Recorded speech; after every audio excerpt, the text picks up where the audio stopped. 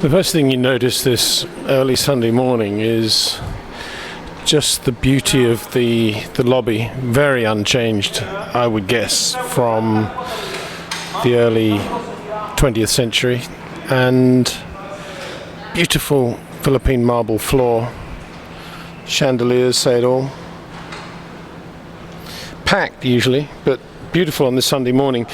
It's still warm and sticky out, but it'll be interesting to see how bearable it is. I suspect that in the Philippines a lot of business, a lot of activity actually takes place before sunrise because things just change so much in the heat.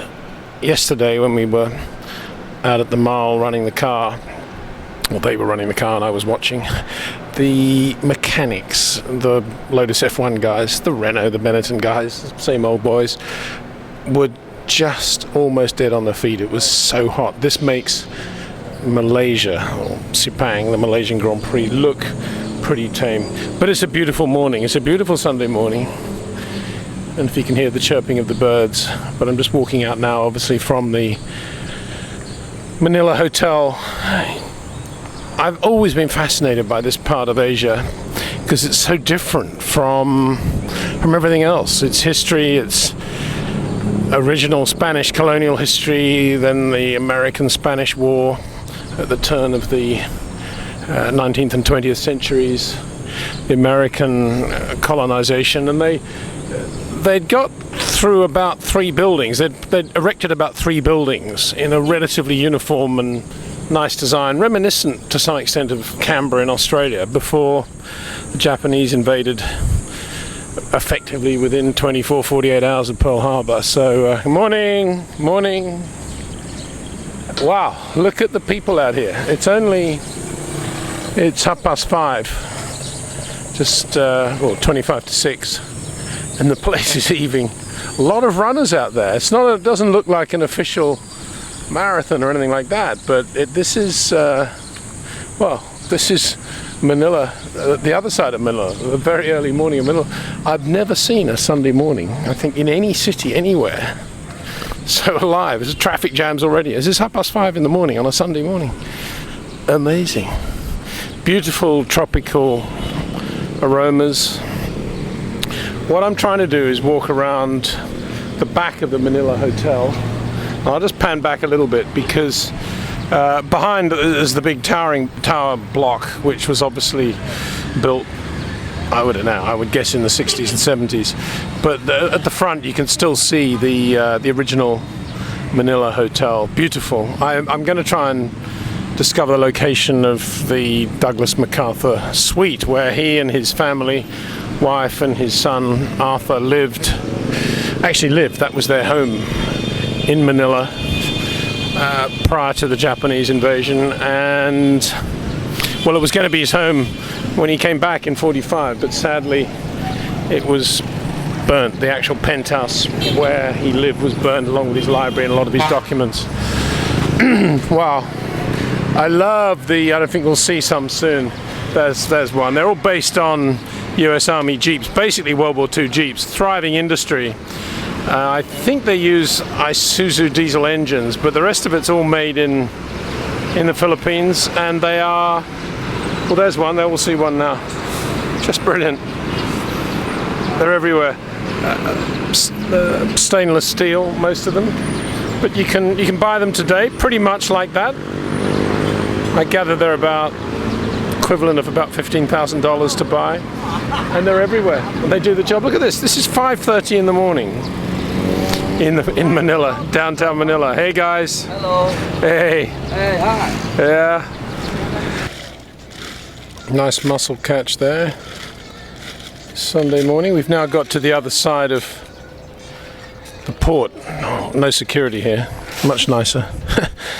Looking back, that's the Manila Hotel. You can see the old section, obviously, and just in front, that marquee is where we had a huge gala. Very impressive gala with all the Lotus F1 dignitaries and government officials on Friday night. And it was a sort of business seminar come free-for-all, really, with dancing and music, but at the same time some really interesting stuff in which local industry, government met Formula One.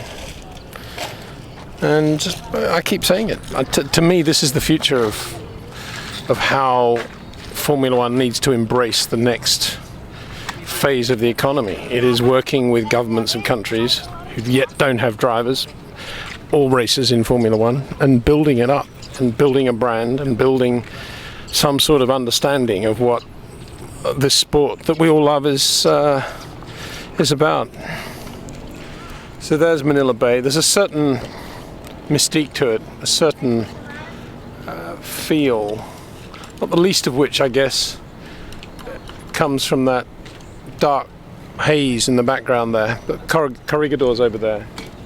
You only really see it, I've noticed in the last couple of days, at night when the cloud lifts. But the starkness of this vista right now, to some extent, I think sums up the military significance of Manila Bay over the last 2 or 3 centuries. Been a lot of bloodshed here. Equally today, Filipino people, it's a cliche to say they're very happy. Of course there's abject poverty here, but there are a lot of smiling faces. Most people are pretty fit, and I don't mean that just looking here. I mean in general, there seems to be, judging by the number of people out exercising this Sunday morning, there's a feel for a zest for life, I guess. There's a whole family. Nice looking latte there actually in the middle. Look at that little boy. Ah. Smile. Hello.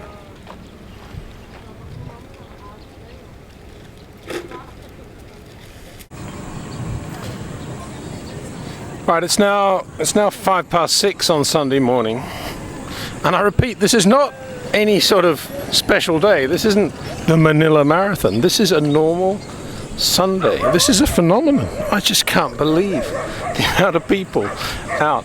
And I suppose that's because of my naivety in living in a place like England, where it's 6:05 on a Sunday morning in London, you'd be lucky to see 2 people in a drive between, say, Fulham and Westminster. But if you live in a tropical climate, it makes sense, doesn't it? You get up at 4 o'clock or whatever these people have done, and you get half the day over before effectively the sun has come into play and made life a little bit too difficult. But this park now looks as a normal park would look at 5 p.m. on a Sunday, and this is 6:05 in the morning. Brilliant breakfast here. And the difference, of course, is that it is breakfast, and it's not lunch or dinner. People aren't drinking. It's breakfast. There's a bit of coffee around, bread, toast. Yes, I can see a definite new trend for Hyde Park in London at 6 o'clock on a Sunday. You don't even need an instructor. You just put on the old DVD and everybody comes along. And look what happens. What a way to begin the day. Yeah, I'm sure they all go to church later on.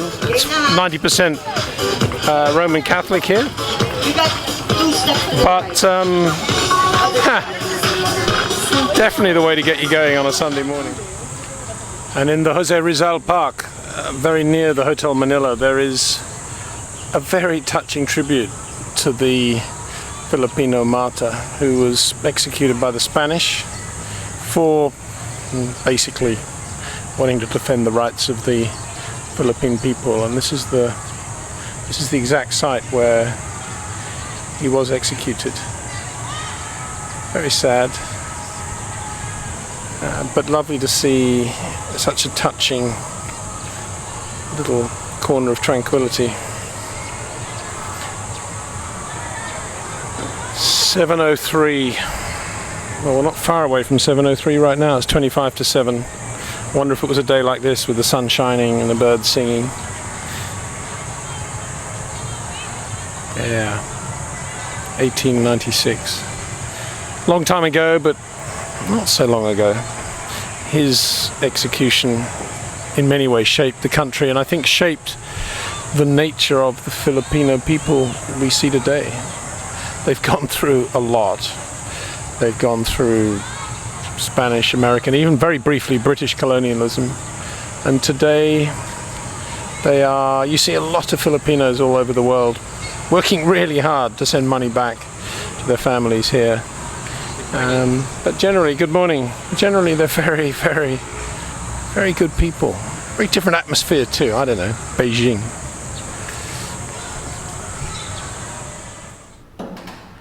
So we're going to the MacArthur Suite. This is exciting. This is very exciting for me because I have been a fan for a long time. First, I just want to have a look at a couple of the photographs here. Very nice shots. It's with the king, or the prince. And Kazon. And here we go. This was the entrance. And this was the family house, in effect, where he lived. Wow. So this is the guest room. I'm seeing this for the first time as we shoot through. This was the guest room. Yes. All of the wooden furnitures here are made in mahogany wood, while the bed sheets are made in pineapple fiber. No air conditioning, of course. We have already, but it's not open. Yeah, but in 1940 yes, it's not. it would have been There's no- fans. yes. Fans. Beautiful. Beautifully simple. About what you would expect. So the MacArthur Suite was formerly a 7-bedroom suite. Yes. But during World War III, And the beautiful conference room, drawing room. No, you don't have to duck out of the way.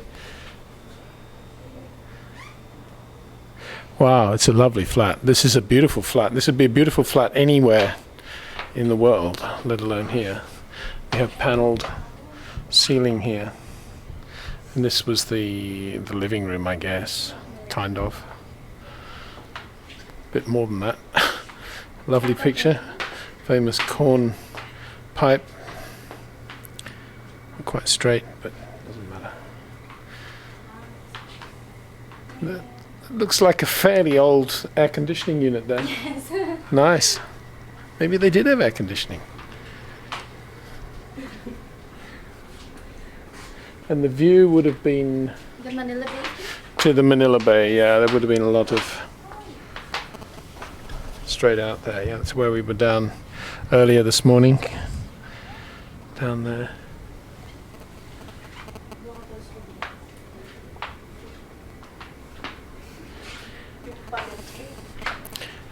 And then, yes, that's lovely.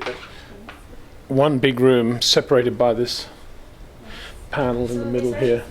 Yeah, we got this is nice display, replicas of his medals. Obviously, that wouldn't have been there at the time, but no worries there.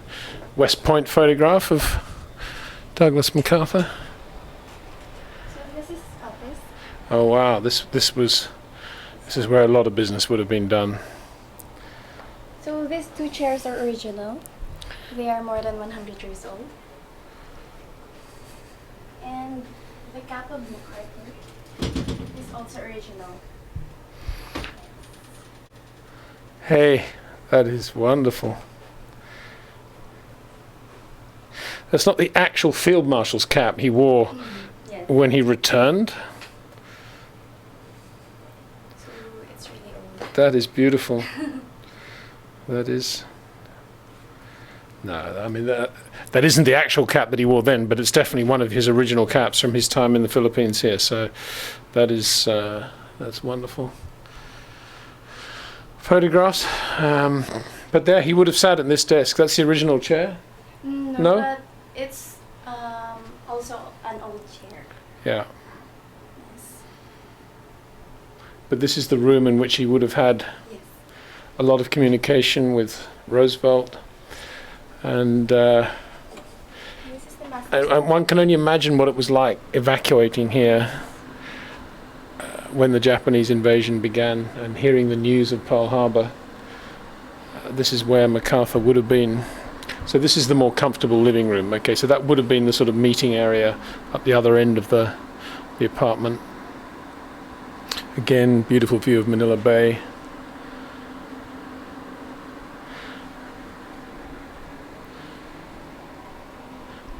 Yes. Don't really need to say very much about the bedroom. It's just gorgeous. There would have been fans everywhere, I'm sure. It's quite sticky here. The AC's not on, but that's no problem. Bathroom again, yes. Again, a lot of modernisation would have taken place, but in terms of layout, not a lot of difference. He was always immaculate, MacArthur. And he was very fit too. Very fit. So some adaptation has taken place here because this room is still used by guests, correct? They can rent the room, as indeed many well-known guests have done. But there's a lot of history here, a lot of feel. That's very nice. Thank you so much. Thank you very much.